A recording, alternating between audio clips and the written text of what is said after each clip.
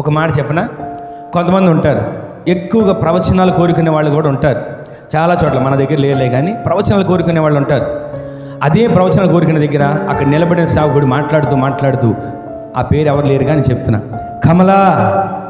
కమలా దేవుడు, ఇదిగో నేను నిన్ను ప్రేమిస్తున్నాను అన్న దేవుడు మాట్లాడిన స్వరం వినపడదు అనుకోండి, వెంటనే ఆ కమలమ్మని పట్టుకోలేం. ప్రభువా నన్ను ప్రేమిస్తున్నావా ప్రభువా నేనంటే నీకు అంత ఇష్టమా ప్రభువా అని చెప్పి అసలు అల్లాడిపోతుంది. కమలమ్మ నీకు పట్టుకోలేరు.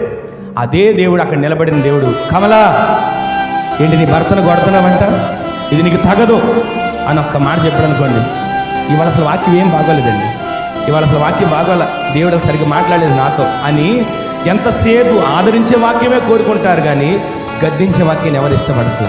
ఈ రోజున దేవుడు మనతో మాట్లాడుతూ మనం దేనిని వెంబడించాలి? యాజకులు మందసాన్ని తీసుకొని వాటిని మోసుకొని వెళ్తున్నప్పుడు ఆ మందసాన్ని మనము వెంబడించదుము గాక.